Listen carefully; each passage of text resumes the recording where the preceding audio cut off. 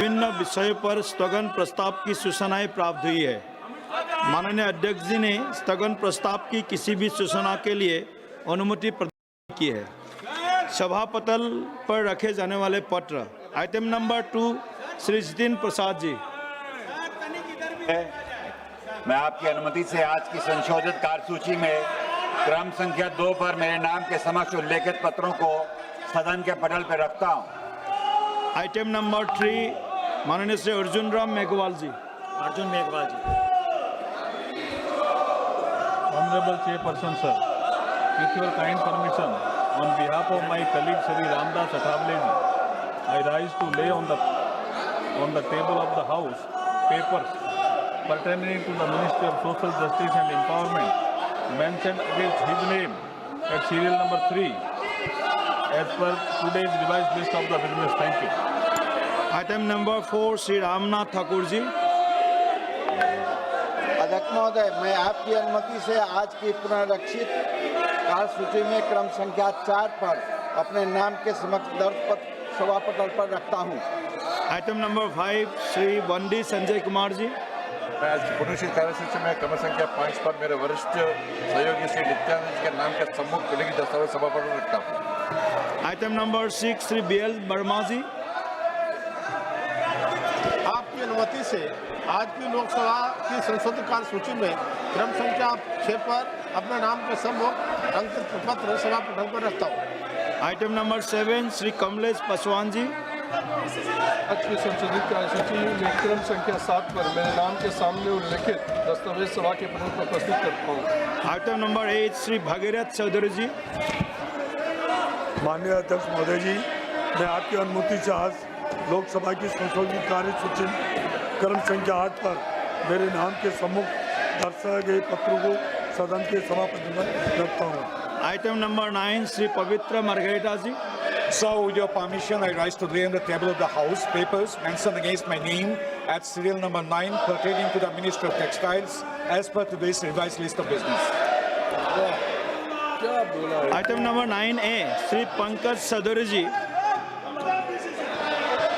मैं आपकी अनुमति से अपने वरिष्ठ सहयोगी श्रीमती निर्मला सीतारमण जी की ओर से दिनांक 3/8/2026 की अधिसूचना संख्या 40/2026 केंद्रीय उत्पाद शुल्क, 41/2026 केंद्रीय उत्पाद शुल्क और 42/2026 केंद्रीय उत्पाद शुल्क की एक प्रति हिंदी तथा अंग्रेजी में सभा की पटल पर प्रस्तुत करता है। आइटम नंबर 10 माननीय महासचिव जी।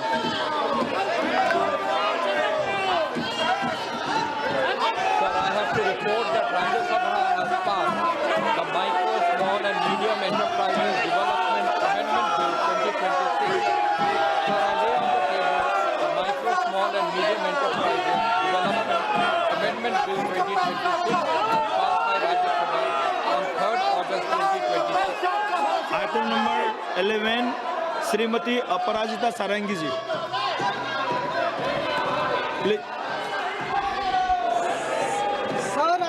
To present the Hindi and English versions of the 52nd and 53rd reports of the Public Accounts Committee 2026-27 as listed against my name in today's list of business at serial number 2.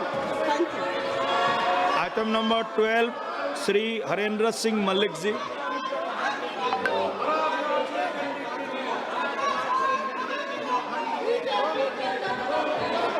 आज की कार्यसूची में मेरे नाम के सामने क्रम संख्या 12 पर अंकित सरकारी आश्वासन समिति का 6वां और 7वां प्रतिवेदन प्रस्तुत करता हूँ।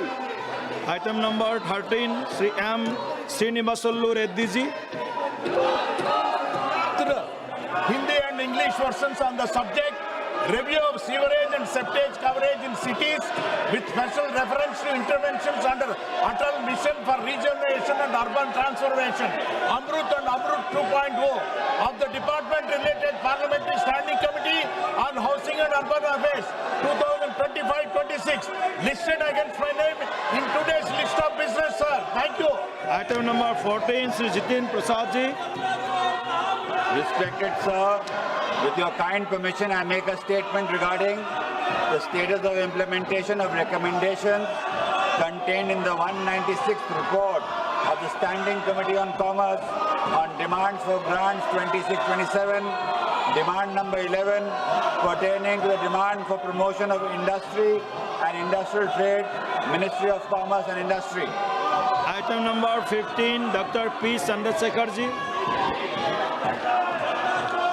Sir, in pursuance of Direction 73A of Honorable Speaker Lok Sabha, I would like to make the statement regarding status of implementation of the recommendations contained in the 26th report of the Standing Committee on Rural Development and Panchayati Raj pertaining to demand for grants 2026 to 2027 in respect of Department of Land Resources, Ministry of Rural Development, as mentioned against my name at serial number 15 in today's revised list of business. Thank you. Item number 16, Sri Bhagirath Chaudhary ji.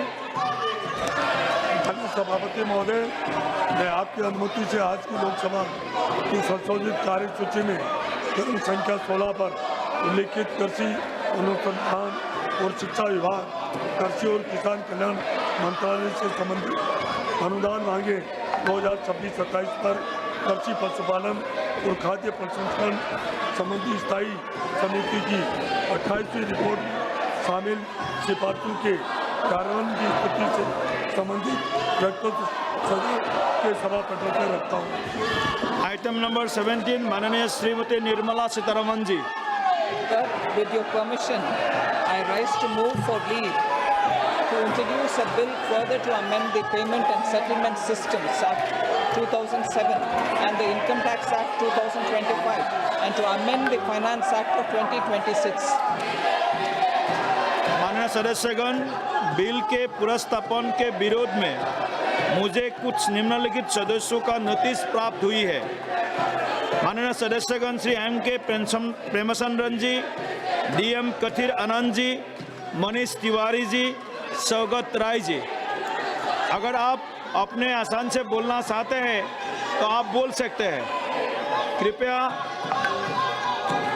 आप अगर बोलना चाहते, मैं आप सभी से निवेदन करता हूँ, कृपया अपने आसन पर जाकर बैठिए. ये महत्वपूर्ण देश के आर्थिक गतिविधि, आर्थिक विकास के साथ जुड़ा हुआ एक विषय है, एक बिल है. उसमें जरूर आपका सहभागिता जरूरी है. कृपया आप सभी से मेरा निवेदन है, अपने सीट पर जाइए, आसन ग्रहण कीजिए. Please be seated to your seat. I am repeatedly requesting you, please go to your seat.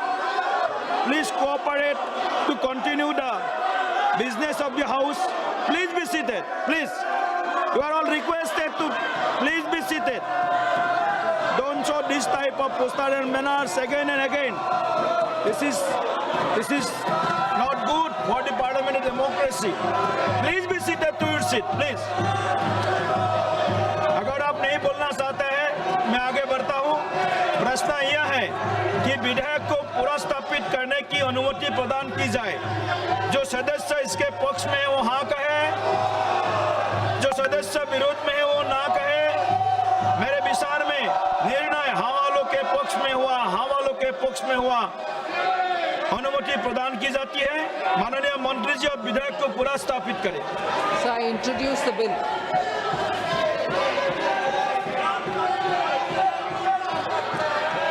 Item number 18, माननीय Shrimati Nirmala Sitharaman ji.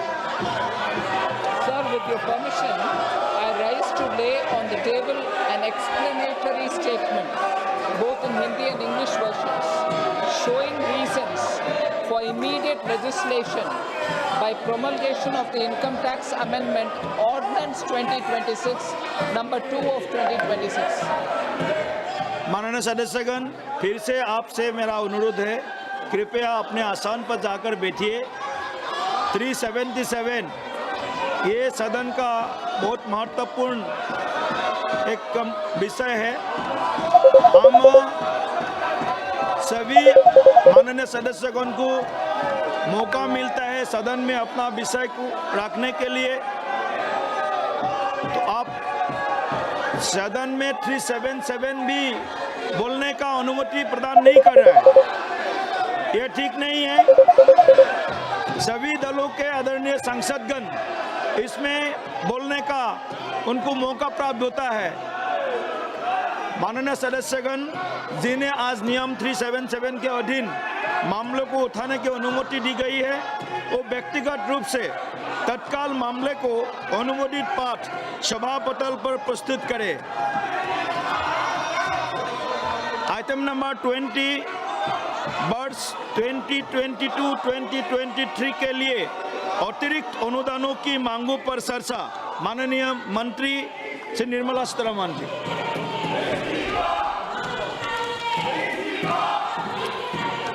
Sir, I rise to move item number 21, sir. 21. 20 is not mine. 21, 20. 20 is not mine. Madam,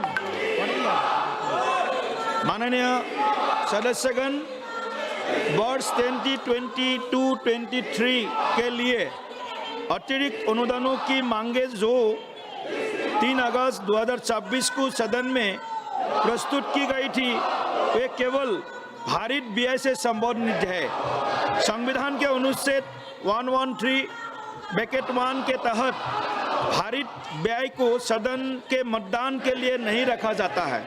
अतः मैं वित्त मंत्री जी को विनियोग संख्या 3 विधेयक 2026 पूरा स्थापित करने और विधेयक पर विचार करने एवं पारित करने हेतु प्रस्ताव लाने का अनुरोध करता हूँ।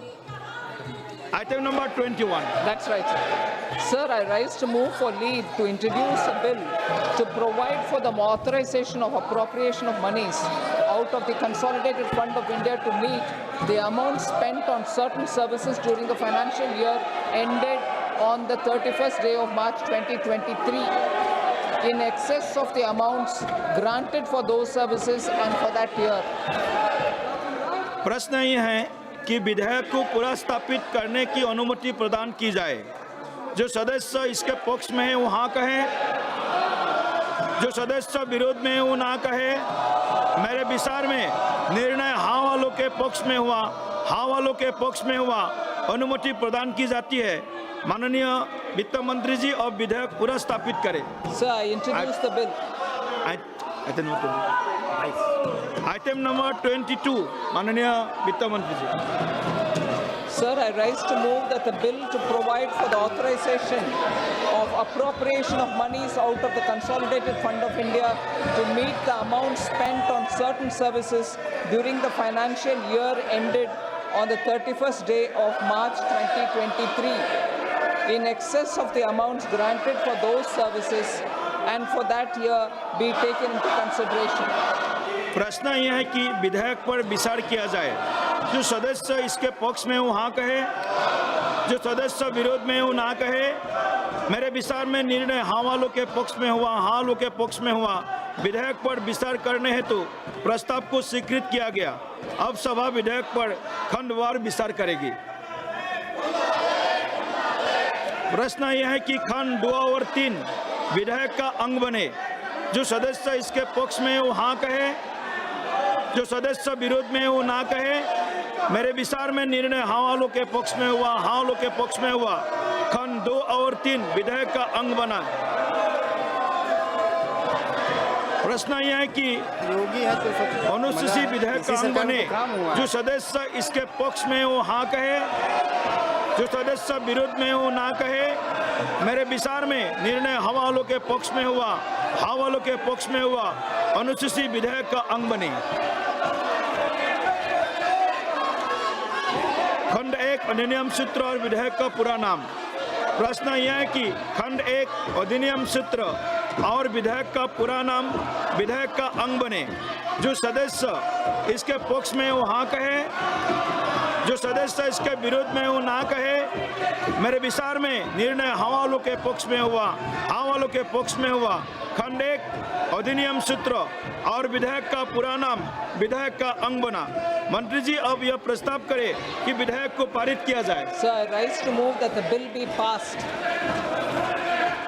प्रश्न यह है कि विधेयक को पारित किया जाए। जो सदस्य इसके पक्ष में वो हाँ कहे, जो सदस्य विरोध में वो ना कहे। मेरे विचार में निर्णय हाँ वालों के पक्ष में हुआ, हाँ वालों के पक्ष में हुआ, प्रस्ताव स्वीकृत हुआ और विधेयक पारित हुआ।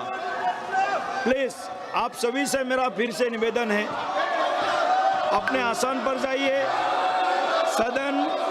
सदन में सरकार हर विषय के ऊपर संवाद करना चाहते हैं, चर्चा करना चाहते हैं।